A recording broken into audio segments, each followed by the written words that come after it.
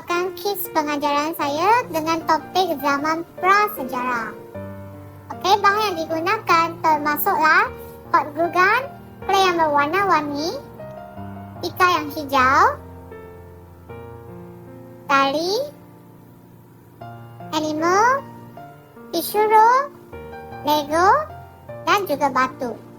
Okey, proses menghasilkan kits pengajaran yang pertama sekali kita kenakan potong botol plastik dan juga kertas kotak dan lekat pada bahagian botol plastik supaya ada shape. Okey, lepas tu kita pakai kertas untuk jadikan satu gunung. Okey, seterusnya kita kena buat pertempatan. Okey, siap. Seterusnya kita akan sambungkan kepada proses membuat tanaman sayur. Yang sekarang buat adalah lobak. Okey, ini merupakan tanaman sayur saya. Okey, seterusnya sambunglah dengan label-label ciri-ciri zaman prasejarah, paleolitik dan juga zaman logam. Nah, ini merupakan ciri-ciri yang telah saya guna. Okey, ada 7. Okey, seterusnya kita akan gunakan clay untuk membina manusia yang bertempat di zaman-zaman tersebut.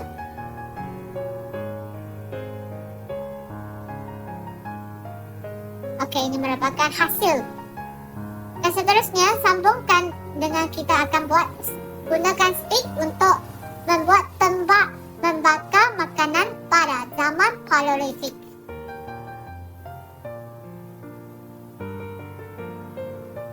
Okey, sampailah proses terakhir, kita akan lekatkan semua benda di dalam kotak.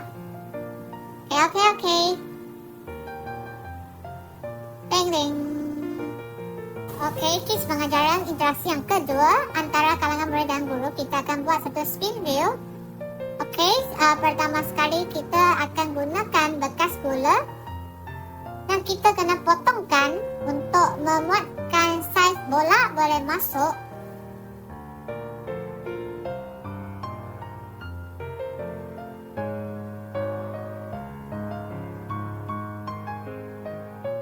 Seterusnya kita akan buat satu hiasan di atas bahagian bekas itu. Dan lepas tu kita akan tambahkan kertas kotak supaya dia jadi lebih kukuh.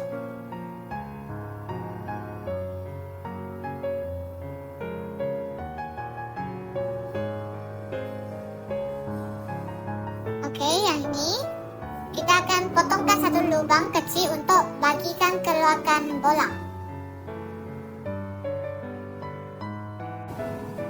Cara penggunaannya,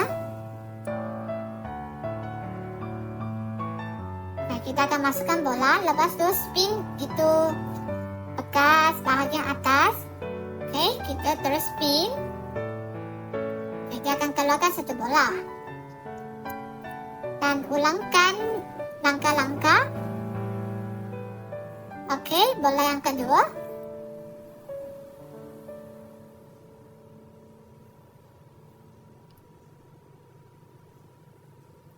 Dan kertas kotak ini maksimum boleh muat 5 bola dalam satu masa.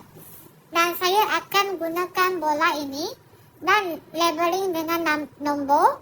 Dan nombor itu ada soalan yang disediakan dan murid dapat menggunakan soalan itu untuk jawab untuk menguji kefahaman selepas menggunakan kits pengajaran ini.